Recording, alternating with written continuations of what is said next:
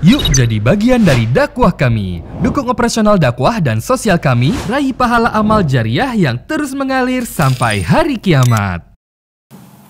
Assalamualaikum warahmatullahi wabarakatuh.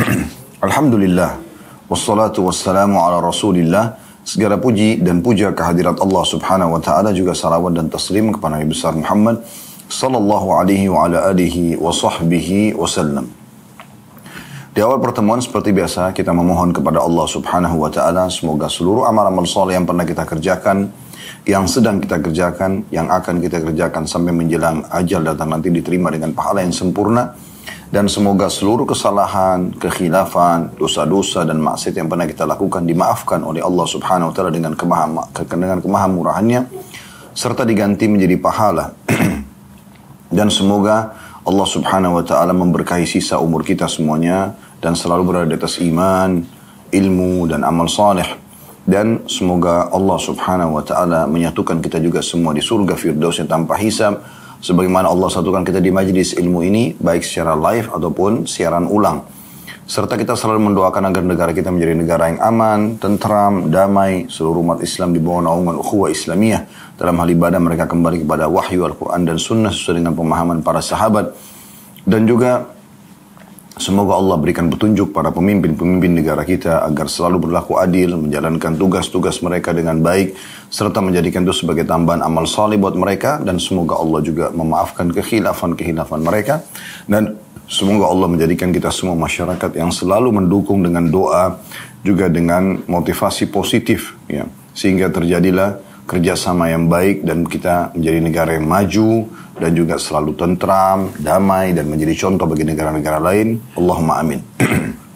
Seperti biasa teman-teman sekalian, di hari Kamis siang hari pukul 13.00 waktu Indonesia Barat kita akan melanjutkan berbuku kita Kuni Zaujatan Najihah, jadilah istri yang sukses, di mana penerbit memberikan judul dengan menuju rumah tangga yang bahagia. Dan seperti dari awal, kalau yang mengikuti pertemuan kita ini, Kamis demi Kamis, bab demi bab, memang bahasan buku ini fokus kepada muslimah, khususnya seorang istri. Dan pada kesempatan ini insya Allah kita akan masuk salah satu bab yang menarik untuk dibahas, yaitu bab ke-10, memahami kejiwaan. Saudaraku seiman, setiap orang punya karakter sendiri, punya pola hidup sendiri, pola fikir, pola makan, pola tidur. Dan semua itu teman-teman sekalian mewarnai kejiwaan dia. Jadi kalau orang itu dalam kondisi memang selalu rapi, ya, dan juga menata hidupnya dengan baik, maka kita akan lihat kejiwaannya pun sama, akan tertata dengan baik. Orangnya akan santun, ramah, dermawan, ya, berinteraksi dengan ceria di tengah-tengah masyarakat. Dan kalau kehidupannya kacau, ya, dalam arti kata memang sering cuek, berantakan, jorok, kotor, maka itu akan mewarnai kejiwaannya. Maka dia pun akan kita temukan emosional, tidak terkontrol, ya, tutur katanya, sikapnya selalu kasar dan membuat tidak nyaman siapapun yang ada berada di sekitarnya. Oleh karena itu teman-teman sekalian, masalah kejiwaan ini sesuatu yang sangat berarti sekali, ya, dan itu terpengaruh dan dikontrol oleh perbuatan-perbuatan dan sikap yang biasa kita lakukan. Dalam masalah interaksi di tengah-tengah masyarakat, kita kalau memahami tentang masalah kejiwaan orang-orang, ya, yang ternampak dari sikap-sikap mereka, maka kita tahu bagaimana bermuamalah dengan mereka. Kalau kita bicara lingkup lebih khusus dalam masalah rumah tangga, maka suami istri lebih pantas untuk saling memahami tentang kejiwaan mereka ini. Kalau ada sikap-sikap dan perbuatan, sifat-sifat yang kurang baik, dibahasakan, disampaikan, ya, dan yang sedang diberikan nasihat dan masukan harusnya bisa mengerti dan menerima, serta mencoba untuk menjadi yang lebih baik lagi. Sesuai dengan harapan pasangannya tentunya, selama tidak melanggar agama. Dan yang memberikan masukan, dia niatkan memang untuk memberikan hal positif kepada pasangannya, bukan sengaja mencari-cari kesalahan. Dan ini semua menggambarkan tentang kejiwaan. Seseorang harus, ya, bisa menyampaikan apa yang dia inginkan kepada pasangannya, apa yang dia harapkan. Dari hal yang besar sampai kepada hal yang kecil. Hal yang besar adalah hak-hak dan kewajiban. Bagaimana kita saling mengingatkan dengan pasangan mana yang merupakan hak dia, yang merupakan kewajiban kita, dan mana yang merupakan hak kita yang merupakan kewajiban dia. Jadi ini harus jelas dari awal. Ini hal yang sangat besar dalam rumah tangga. Karena ini akan membuat sebuah dinding pembatas di mana inilah yang kita wajib lakukan. Ya, keluar daripada dinding itu, maka sifatnya sunnah atau tambahan saja. Ya. Itu harus bisa dibahasakan. Sampai kepada hal-hal yang kecil, yaitu apa yang kita inginkan, apa yang kita harapkan pada saat berinteraksi dengan pasangan. Misal, saya sebagai suami membahasakan, saya suka sekali seorang istri yang bertutur kata santun misalnya, ramah, lembut. Mungkin ada suami yang suka istri yang tegas, mungkin ada juga. Ya. Tapi kalau saya pribadi tidak menyukai masalah itu, ya. Karena memang saatnya bercengkrama, saatnya bercanda dengan istri. Jadi kalau bertemu, alangkah baiknya semuanya dengan keceriaan, dengan tutur kata yang santun, dengan permintaan maaf, ya, dengan bahasa-bahasa yang berisikan keromantisan, ya, yang bisa hanya membangun rumah tangga yang harmonis, ya. Kemudian misalnya suka dengan makanan, misalnya kita membahasakan sebagai suami, saya suka makanan ini dan itu misalnya. Kemudian misal tidur, ya. Saya suka beristirahat jam sekian sampai jam sekian misalnya. Jadi kita sampaikan semua apa yang kita sukai. Dan apa yang tidak kita sukai. Dibahasakan. Dan bagaimana seorang istri pada saat suaminya membahasakan ini menjadikan sebagai not yang paling penting dalam hidupnya. Karena orang yang Allah subhanahu wa ta'ala gantungkan padanya kebahagiaan dunianya, akan terpenuhi semua kebutuhan dia, makanannya, minumannya, pakaiannya, keamanannya, pendidikannya, dan segala macam tempat tinggal, transportasi, Allah gantungkan kepada suaminya. Maka kapan dia memahami kejiwaannya dan mengetahui dari hal yang besar yang merupakan kewajiban seorang istri pada suaminya sampai pada hal yang kecil, keinginan-keinginan kecil pun, ya, pernak-pernik kehidupan yang disampaikan oleh suami dia jadikan sebagai not terpenting dalam hidupnya, lalu kemudian dia jadikan sebagai program utama, maka pastikan dia akan bahagia di dunia karena akan mendapatkan pasangan yang selalu setia dan sayang dengan dia dan memenuhi kebutuhannya, serta juga akan mendapatkan ridho Tuhannya yang akan mendapatkan nanti di akhirat surga dengan derajat yang paling tinggi.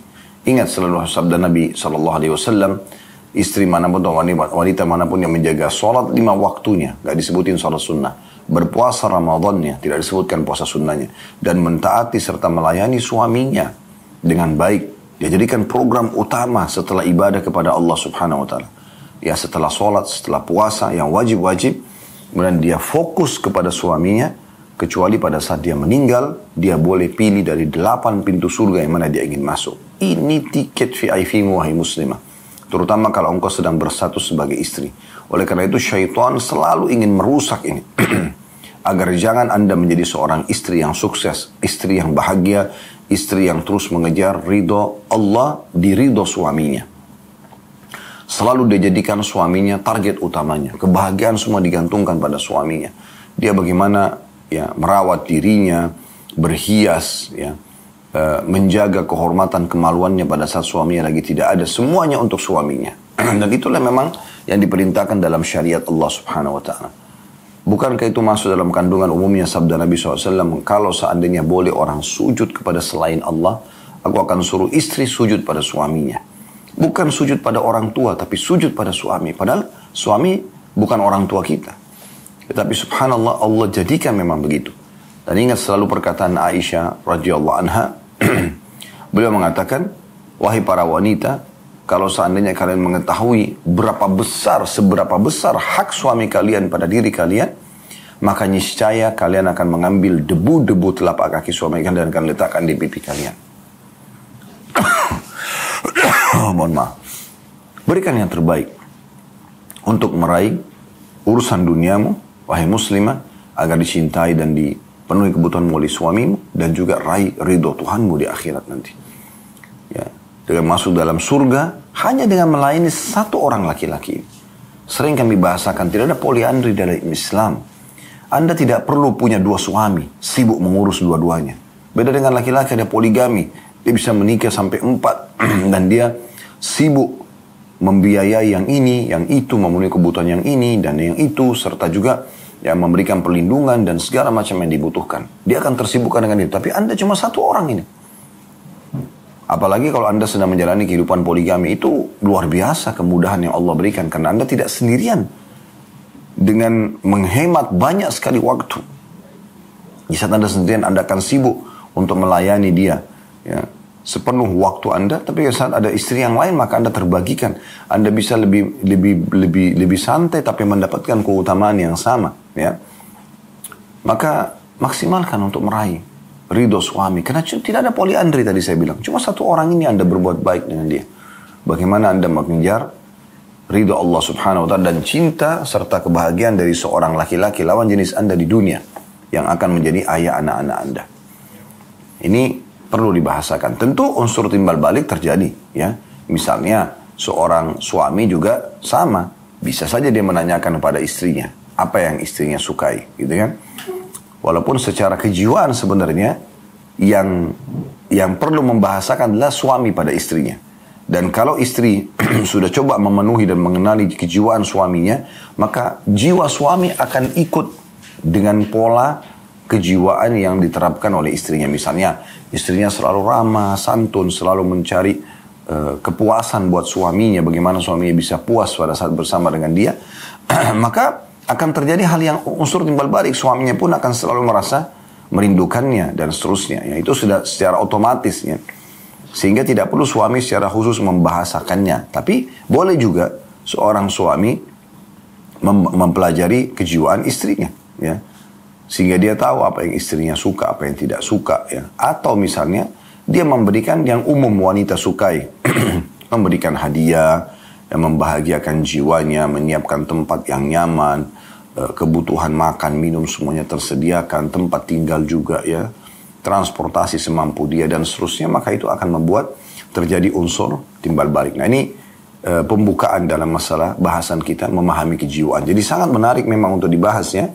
Jadi sekali lagi, kejiwaan itu berpengaruh sekali dari sikap dan perbuatan kita dalam keseharian, sehingga dialah nanti akan menjadi komponen daripada kejiwaan seseorang itu.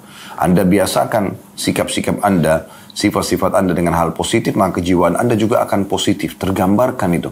Begitu juga pada saat Anda terbiasakan dengan sebuah pola dan kebiasaan, ya, kegiatan, sifat dan sikap yang buruk, maka akan tergambarkan dalam kejiwaan Anda. Baik, saya akan bacakan apa yang ditulis oleh Dr. Najla Hafizahullah berhubungan dengan masalah bab ini, ya. Kata beliau, memahami kejiwaan. Pemahamanmu terhadap kejiwaan orang-orang di sekitarmu secara umum akan banyak membantumu dalam memilih cara-cara yang lebih ideal ketika berinteraksi dengan mereka. Sehingga engkau bisa menjauhkan apa yang dapat menyulitkan mereka dan melakukan apa yang membuat mereka ridho. Orang pertama yang harus engkau fahami kejiwaannya adalah suamimu. Nah, ini mulai mengerucut nih, ya. Jadi beliau sedang bicara kepada setiap istri. Jadi setiap wanita dalam gambaran Dr. Najla yang wajib paling pertama dia kenali kejiwaannya adalah suaminya. Orang yang pertama harus engkau fahami kejiwaannya adalah suamimu. Karena dia adalah orang yang hidup bersamamu dan menggariskan kehidupan untukmu. Karena itu, kerahkanlah segala kemampuanmu untuk mengetahui suasana kejiwaannya. Jadilah engkau seperti istri Shuraih. Nah, di sini masuk sebuah poin yang menarik di sini. Karena beliau langsung contohkan praktek. Seperti apa cara memahami kejiwaan pasangan. Dan beliau lebih mengerucut lagi ke masalah hampir hal-hal kecil yang diinginkan oleh suami, maka si istri harusnya menanyakan dan kemudian menjadikan sebagai not terpenting dalam hidupnya. Perhatikan selanjutnya beliau masuk ke kisah itu, ya. Siapakah yang ingin menjadi seperti istri Shuraih Al-Qadhi? Saya sedikit berikan gambaran. Shuraih Al-Qadhi rahimahullah, beliau adalah seorang qadhi yang sangat, ya, qadhi ini maksudnya hakim, ya, yang sangat adil. Dan saking adilnya beliau menjadi hakim 60 tahun di 5 masa, ya, pemimpin muslim. Bermula dari masa Umar bin Khattab, beliau menjadi hakim. Kemudian setelah itu zaman Uthman, di zaman Ali, di zaman Muawiyah, radhiyallahu anhu majma'in, kemudian di masa Yazid, anak daripada Muawiyah. Di 5 khalifah ini semuanya beliau menjadi hakim, saking adilnya, 60 tahun menjadi hakim. Syuraih ini dijulukan Al-Qadi, maksudnya seorang hakim, karena keadilannya.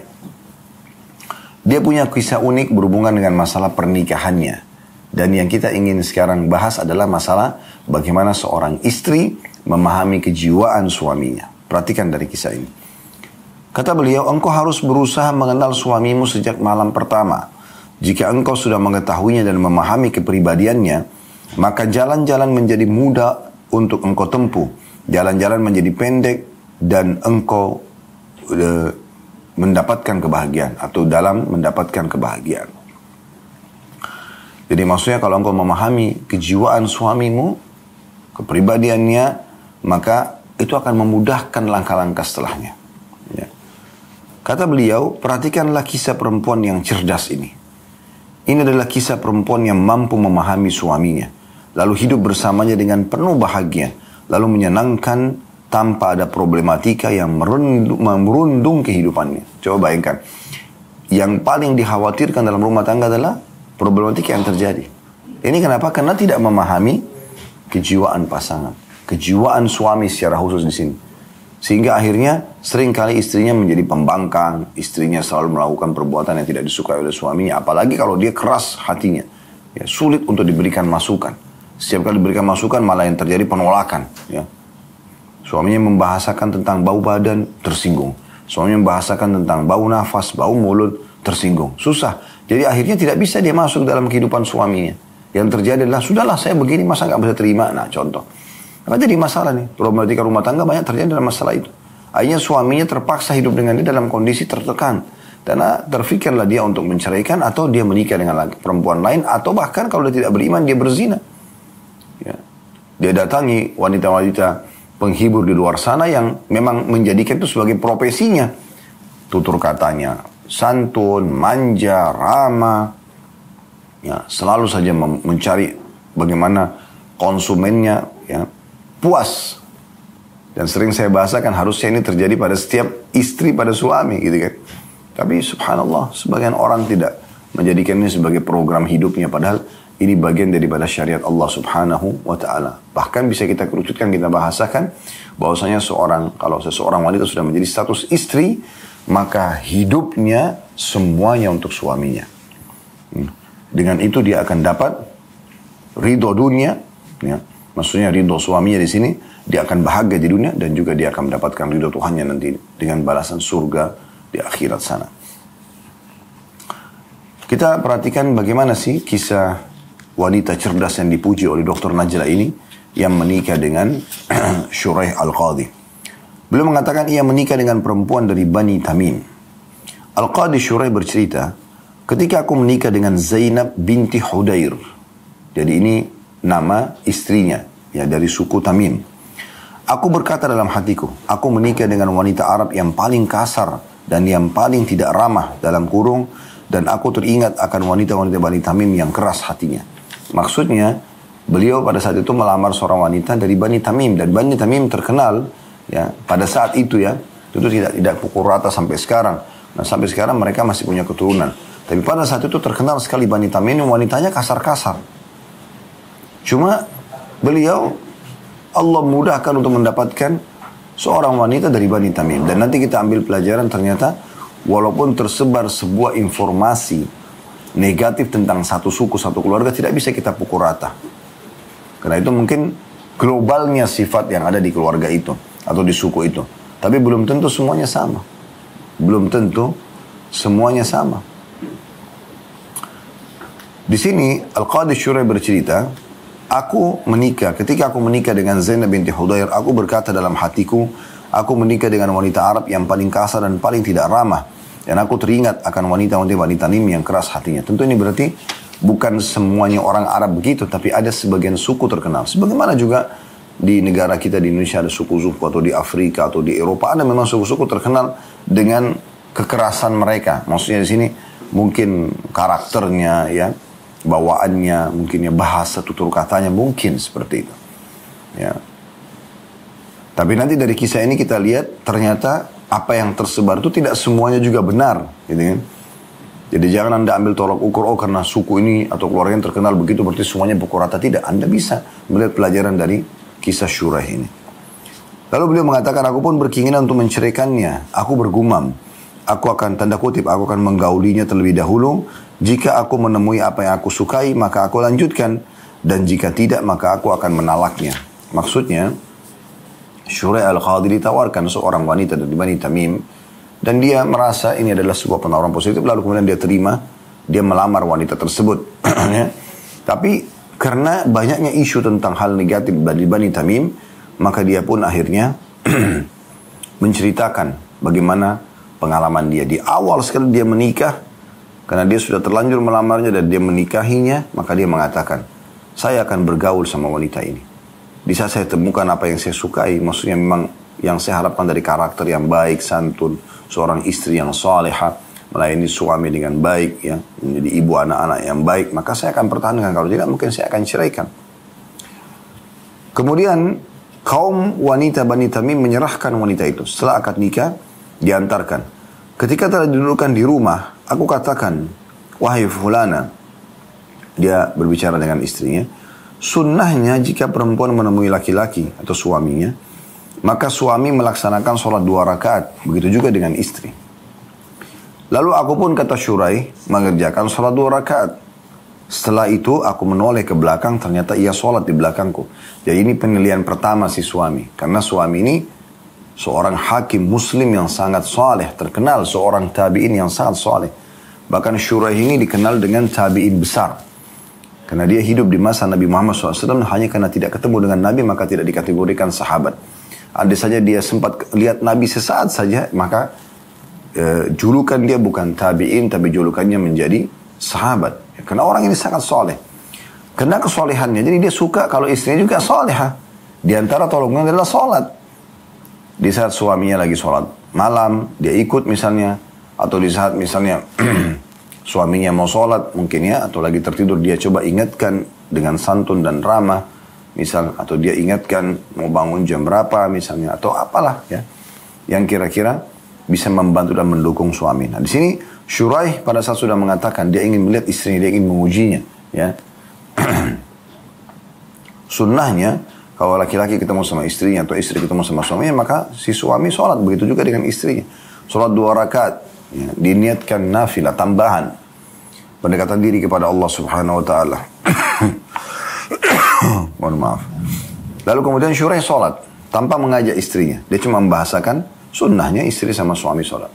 Nah tadi dia mengatakan, aku pun mengerjakan sholat 2 rakaat. Setelah itu aku menoleh ke belakang. Ternyata ia, maksudnya si istri, sholat di belakangku.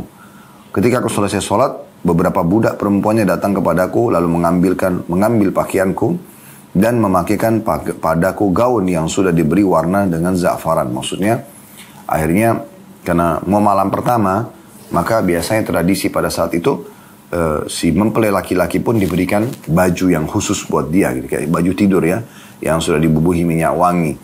Tentu yang dimaksud di sini adalah diberikan dan dikenakan, maksudnya diberikan kepada beliau lalu beliau pakai sendiri ya, bukan berarti dipakaikan dengan budak-budak wanita ini.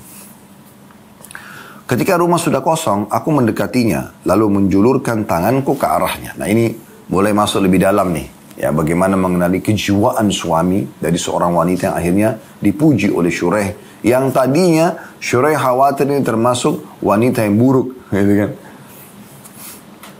Dia mengatakan, ya, ketika rumah sudah kosong, aku mendekatinya lalu menjulurkan tanganku ke arahnya. Ternyata ia mengatakan, perlahan.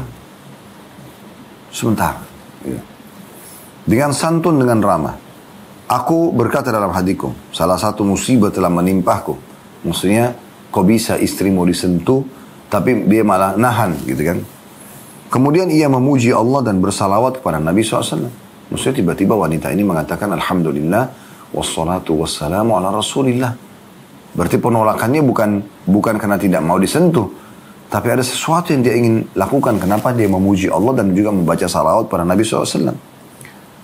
Maka kemudian, ia mengatakan, wanita itu bilang, istri Shuraih ini, sesungguhnya aku adalah wanita asing yang tidak mengetahui akhlakmu atau tidak mengetahui tabiatmu.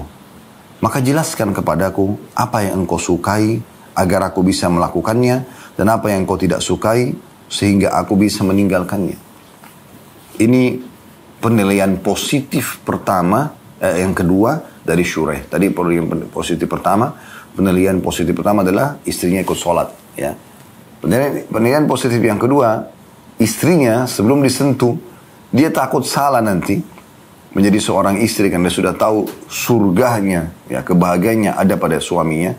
Maka dia mengatakan, sebelum sentuh aku, coba tolong jelaskan apa yang Anda sukai, apa yang Anda tidak sukai. Semuanya bahasakan. Supaya aku tahu bersikap nanti ke depannya. Maka kata Shuraih, aku katakan kepadanya, aku menyukai demikian dan demikian. Dalam Quran aku menyebutkan apa saja yang aku sukai berupa kata-kata, perbuatan, makanan, dan segala sesuatunya. Sementara aku tidak menyukai demikian dan demikian. Dalam Quran aku sebutkan semua yang aku tidak sukai. Maka si wanita ini sudah tangkap, oh ternyata suaminya suka kalau bertutur kata seperti ini, ya, pakaian yang seperti ini, makanan yang seperti ini, ya, semuanya dijelaskan. Dan yang tidak disuka begini dan begitu, warna kah, bau kah, segala macam, dijelaskan semua. Ini istri yang sangat cerdas ya, karena di awal malam pertama dia sudah langsung lakukan itu, supaya dia tidak salah dalam melayani suaminya nanti. Lalu si istri bertanya lagi, sampaikan kepadaku tentang keluarga, kerabatmu yang engkau suka berkunjung kepadamu. Maka aku menjawab, kata Shuraih, aku adalah seorang qadhi, seorang hakim, dan aku tidak suka mereka menjemukan diriku. Ya, artinya, kalau ada kerabat datang, iya, tapi kalau untuk berlama-lama, ya, mengambil waktu, aku tidak suka hal yang seperti itu. Aku pun merasakan, kata Shuraih, bahwa malam itu adalah malam yang paling menyenangkan. Karena semua apa yang Shuraih harapkan, istrinya langsung praktekin. Langsung dia berikan yang terbaik pada malam itu. Dari tutur kata, dari pelayanan, dan segala. Itu sampai yang dalam mungkin suami istri tidak perlu dirincikan tentang masalah hubungan intim pun ya. Semuanya sangat menyenangkan. Shuraih simpulkan itu mengatakan, aku pun merasakan bahwa malam itu adalah malam yang paling menyenangkan. Dan aku tinggal di sisinya selama 3 malam. Lalu aku pergi ke majelis peradilan, ya. Aku belum pernah melihat satu hari pun melainkan hari itu lebih baik daripada hari sebelumnya. Maksudnya, pada hari itu aku sangat bahagia. Aku sangat tentram. Ya. Karena duduk dengan wanita yang seperti ini. Waktu-waktu, detik demi detik, menit demi menit yang berlalu bersama, semuanya kebahagiaan. Semuanya ketentraman. Semuanya kepuasan. Dan merasa nyaman sekali. Sehingga akhirnya sang suami membahasakan pada saat pergi ke pengadilan sebagai hakim, aku belum pernah menemukan hari seindah hari itu. Semangat bekerja, bahagia, karena merasakan ketentraman yang berasal dari seorang istri ini. Teman-teman sekalian, kita lanjutkan lagi kisah unik dari pernikahan Shuraih Al-Qadhi rahimahullah. Sebuah kisah yang menarik untuk kita simak bagaimana memahami kejiwaan suami.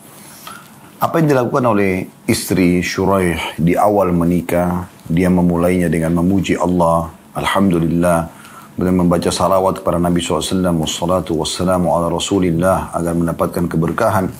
Karena kata Nabi SAW, kullu amrin la yabda' bismillah fahuwa aqta'. Semua perkara yang tidak dimulai dengan menyebut nama Allah, maka jauh dari keberkahan. Juga kata Nabi SAW, doa itu dihijab, ya.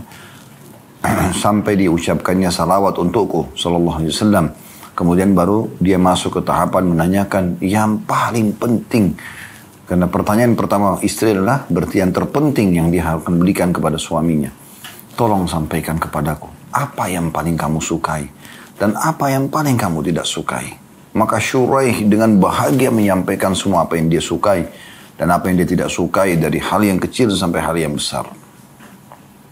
Dan setelah itu pun ditanya juga, kira-kira kalau berhubungan dengan kerabatmu seperti apa?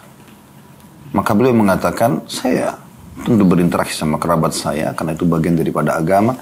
Hanya saya tidak suka kalau mereka menjemukanku atau terlalu lama, berlama-lama datang gitu. Sehingga istrinya tahu bagaimana bermuamalah dengan tamu-tamu dari kerabat suaminya. Dan ini 2 hal yang terpenting bagi setiap istri. Bagaimana suaminya dipuaskan dan bagaimana juga kerabat suami merasa dekat dengan sang istri. Artinya, kalaupun sampai bertemu, maka terjadi interaksi yang baik ya dari sang istri. Dan kemudian setelah itu, Shuraih pun karena sudah menyampaikan apa yang dia inginkan dan istrinya coba menjadi istri yang terbaik, maka akhirnya dia mengatakan, saya benar-benar bahagia. Setelah 3 hari bersama istri saya ini, saya masuk ke peradilan dan saya tidak menemukan hari lebih indah daripada hari itu. Selanjutnya, beliau mengatakan, kemudian aku mengunjungi ibuku. Ya, setelah dari peradilan mengunjungi ibu, hingga berlalulah 1 tahun dari pernikahan kami. Lalu aku masuk ke dalam rumahku, ternyata ada seorang wanita tua yang memerintah dan juga melarang. Maka aku bertanya pada istriku, wahai Zainab, siapakah dia? Maka Zainab mengatakan, ibuku, atau dalam kurung mertuamu. Maka aku pun mengatakan, selamat datang. Ia berkata, wahai Abu Umayyah, bagaimana keadaanmu? Maksudnya, mertua yang bertanya kepada anak mantunya, ibunya Zainab, ibu sang istri, bertanya kepada anak mantunya atau sang suami ini. Aku menjawab, baik-baik saja, alhamdulillah. Lalu ia bertanya lagi, bagaimana keadaan istrimu? Aku menjawab, sebaik-baik istri dan teman paling selaras. Sungguh engkau telah mendidiknya dengan sebaik-baiknya.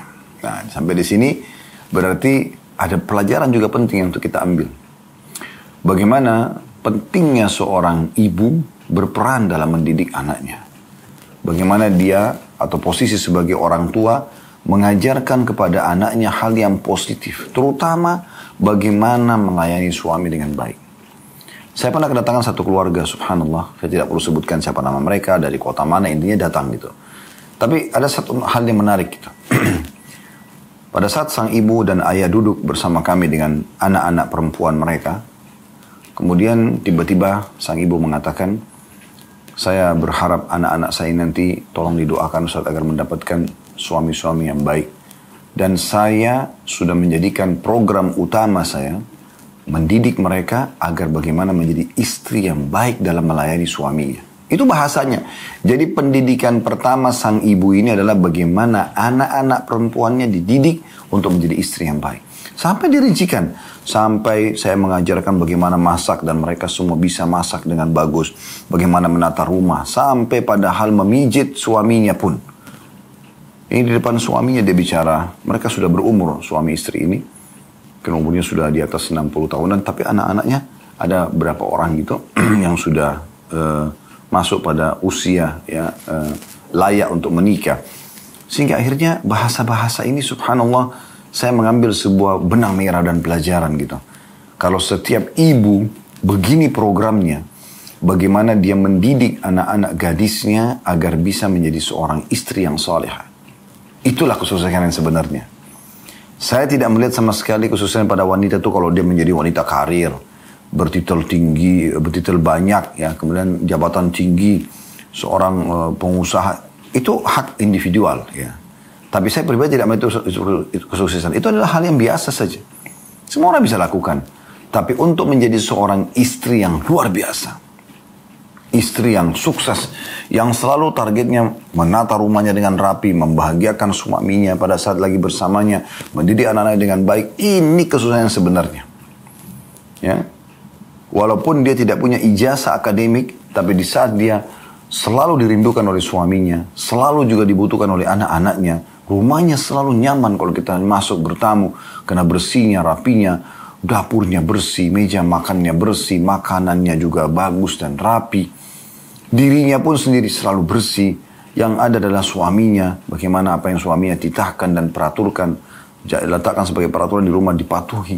Ya, bagaimana saat datang dia layani, bagaimana anak-anaknya semuanya rapi, pakaiannya rapi, pendidikannya bagus, ya. Maka inilah sukses sebenarnya. Walaupun dia tidak punya ijazah.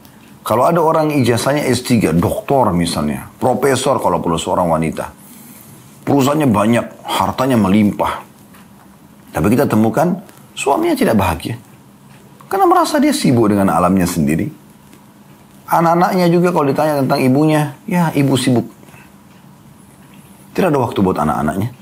Rumah semua yang tata adalah orang-orang lain gitu kan. Sama sekali tidak ada interaksi dia, kecuali sangat sedikit waktu yang dia lowongkan. Tidak sukses. Apa yang sukses? Apakah kebahagiaan itu hanya karena makan, nongkrong sama teman-teman, atau karena ditepuk tangani oleh banyaknya orang yang sedang ikut meresmikan sebuah perusahaan? Tidak, saudariku. Bukan itu. Kalau seandainya kamu sebagai seorang muslimah, kamu akan memahami, saudariku, bahwasanya yang kau butuhkan bukan itu. Yang kau butuhkan justru bagaimana kau menjadi seorang istri yang benar. Itu kesulitan sebenarnya. Rumahmu jauh lebih mulia daripada mall, daripada kantor, daripada jalan raya sana. Rumahmu adalah tempatmu. Sampai dalam ibadah kepada Allah SWT pun lebih afdal wanita dalam rumah. Sampai ada seorang sahabat pernah datang kepada Nabi SAW menanyakan tentang masalah sholat. Dia ingin sholat bersama Nabi SAW di masjid. Maka Nabi SAW membahasakan kepadanya kalau rumahmu adalah lebih baik. Setelah itu dia langsung menyuruh seseorang membuat satu musola kecil di rumahnya. Dia sembah Allah sampai dia wafat di situ. Dan dia tahu ternyata rumahnya jauh lebih afdal untuk dia. Memang Allah ciptakan wanita untuk di rumah. Ketika itu Ustaz tidak boleh berwanita karir. Boleh, silahkan. Saya tidak melarang itu. Boleh saja. Apalagi bukan hal-hal yang haram. Anda mau dagang, Anda mau apa, silahkan. Tapi ingat, jangan sampai terbengkalai kewajiban utamanya. Ya, kalau Anda bisa menggabungkan keduanya, Anda lebih sukses lagi. Misalnya, Anda wanita karir, begitu juga Anda menjadi istri yang berkarir. Istri yang sukses. Masakan yang masuk di mulut suami adalah dari tangan Anda. Atau Anda yang pilihkan. Penataan di rumah Anda yang instruksikan kepada para PRT. Nggak masalah. Ya. Dan di saat suami datang, Anda lebih dulu di rumah. Anda sudah ada menunggu di sana. Anda melayaninya sampai dia pergi. Kemudian Anda sibuk dengan aktivitas Anda. Anak-anak Anda yang urus semuanya.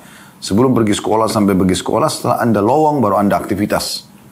Dan pada saat mereka pulang Anda sudah ada menyambutnya misalnya. Ya, itu juga suami, anak dan suami. Maka Anda sukses ya. Ini lebih luar biasa kalau Anda bisa gabungkan keduanya.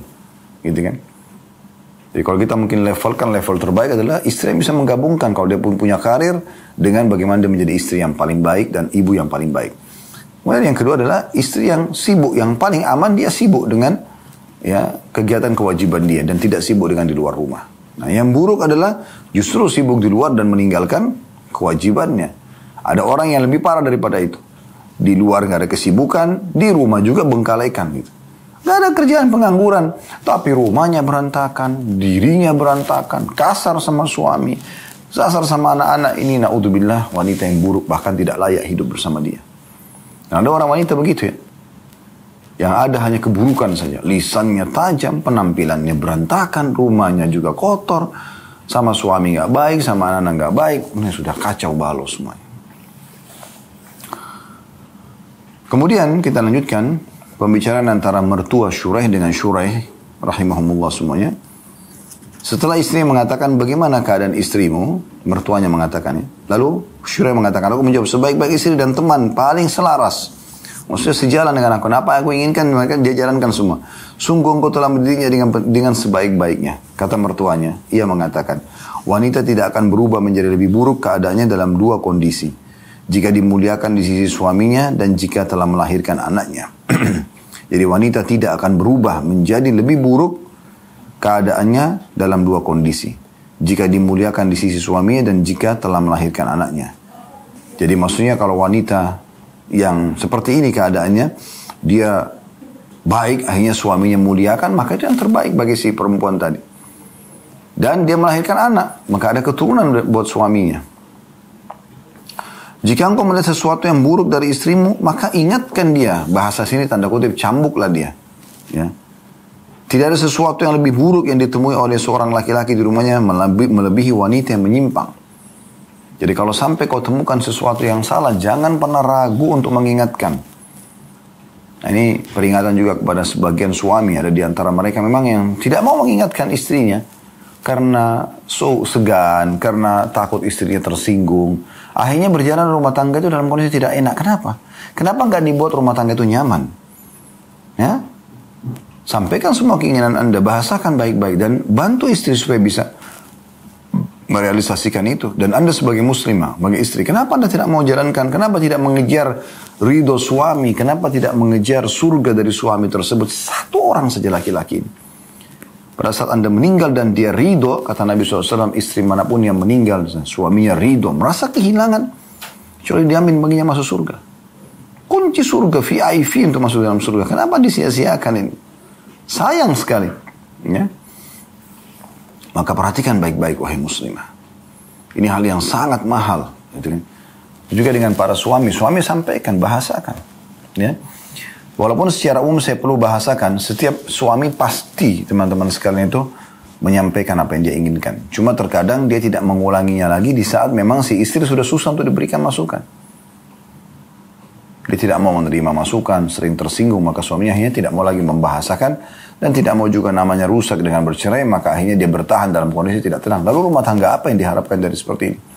Lalu rumah tangga itu diharapkan pada saat ketemu ceria, senyum, bercengkrama, kebahagiaan, suasana yang saatnya bercumbuan, bercengkrama, saatnya saling menyenangkan hati, ya, menghibur, dan itu ibadah di sisi Allah SWT. Kenapa suasana pada saat suami pulang justru tegang, justru ribut, justru berantakan, justru tidak ada makanan, justru bau badannya? Kenapa? Kenapa tidak malah dijadikan itu sebagai ajang kebahagiaan? Gitu. Sayang sekali.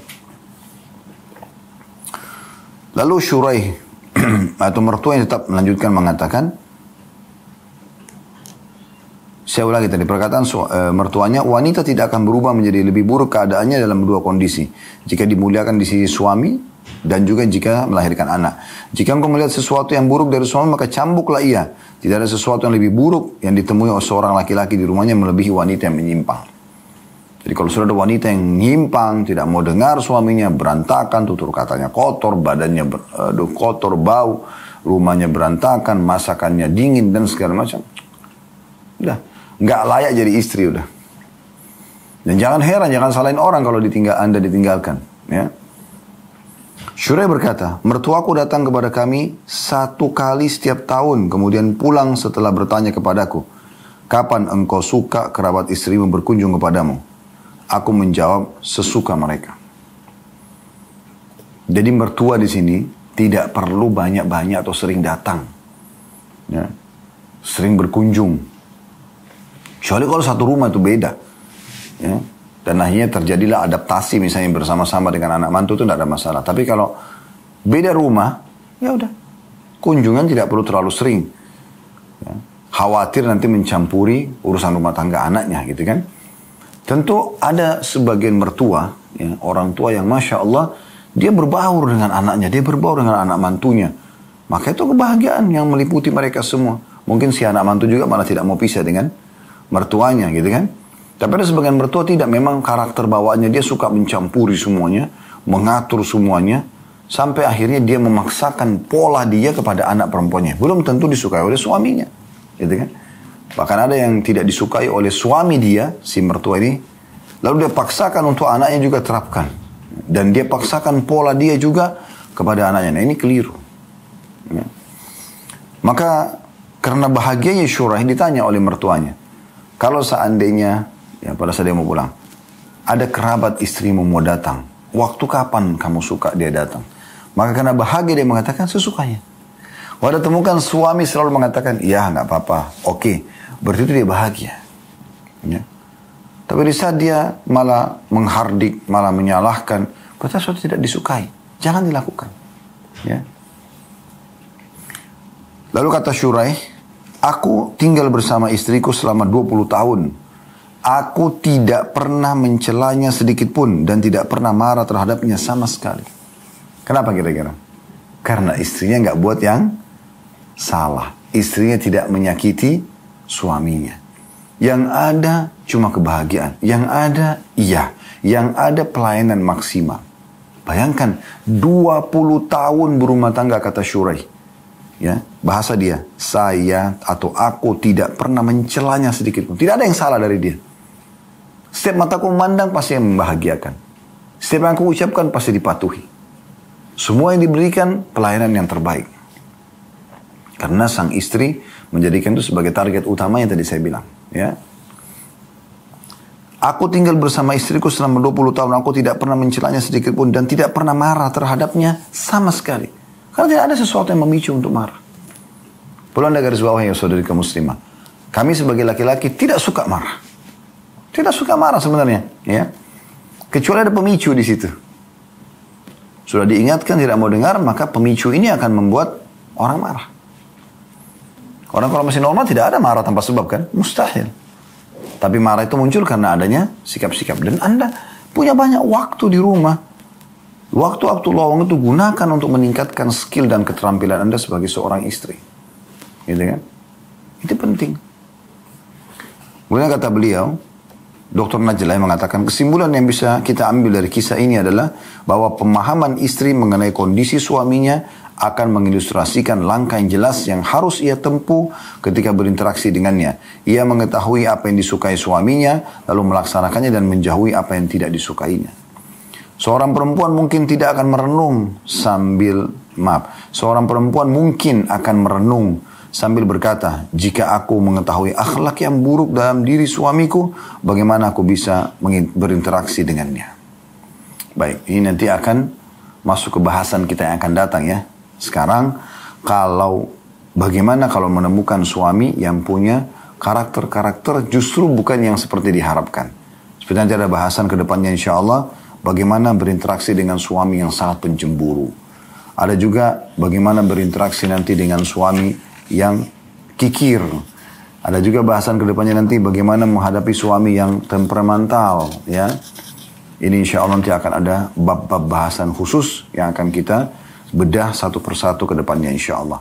Sekali lagi kalau ada benar dari Allah, kalau ada salah dari saya mohon dimaafkan. Subhanakallahumma bihamdika, asyhadu an la ilaha illa anta astaghfiruka wa atubu ilaik. Wassalamualaikum warahmatullahi wabarakatuh.